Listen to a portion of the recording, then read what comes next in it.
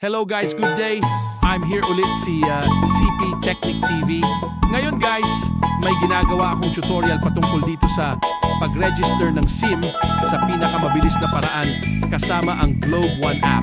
So let's start after the intro.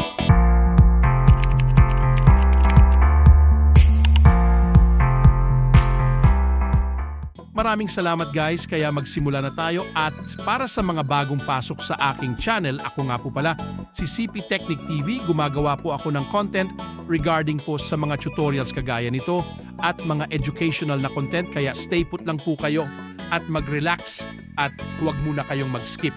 Panuorin mo lang ang video na ito hanggang matapos para masundan mo kung paano gagawin. Okay? So, ang una nating gagawin ay mag-download tayo ng Globe One app sa Play Store.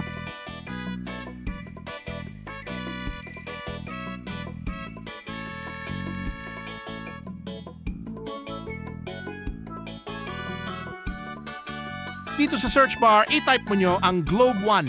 Ito may suggestion na i-click mo lang install. Hintayin lang natin na matapos sa pag-install. Sundan mo lang ako guys.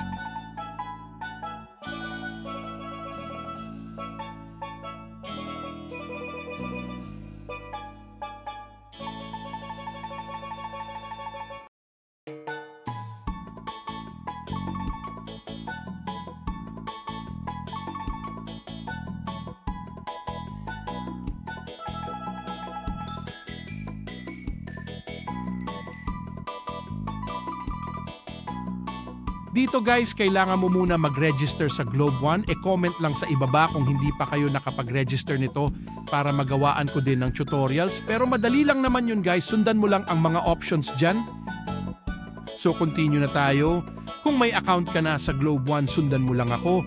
Ito click mo para mapunta ka sa dashboard niya.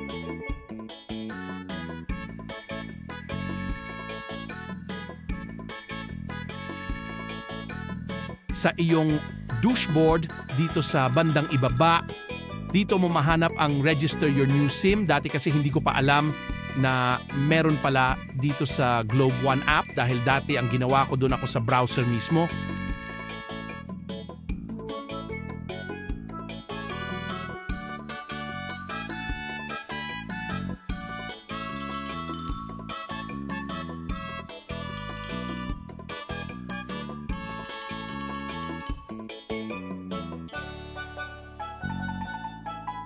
Dito guys, after mo mag-enter ng new number, meron yan OTP send sa mismong number na ni-register mo. So dapat naka-active yan.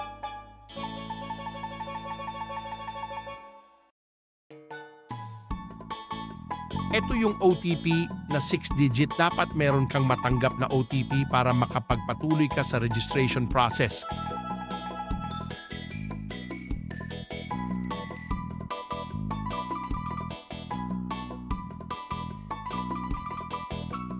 So ito merong verification OTP pa din. Antayin mo lang na matanggap mo para makapag-proceed ka.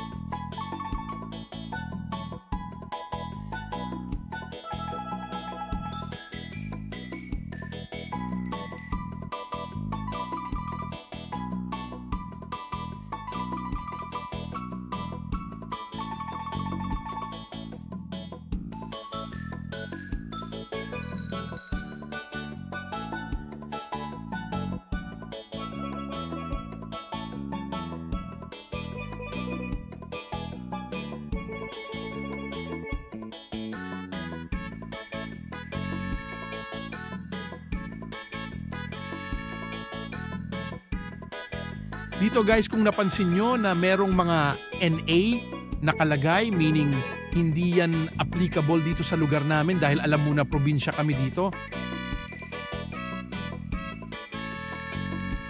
Kailangan kasi na walang blanco dyan, kaya nilagyan ko ng NA para hindi mag-failed, para hindi magbalik-balik sa pagproseso.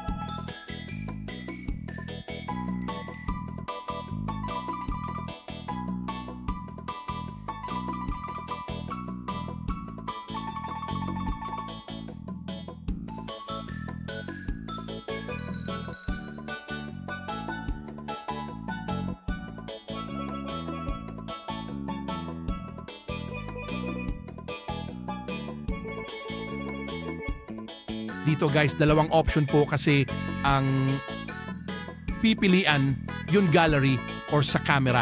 Ako sa camera dahil hindi ako nakapicture sa camera at minsan kasi ayaw tanggapin ng picture kaya dumiretso na lang ako sa camera para sure.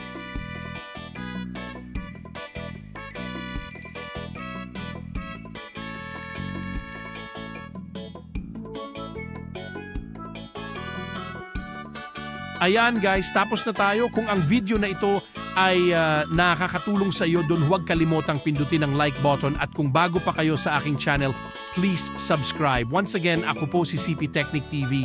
Hanggang sa susunod. Thank you and God bless all.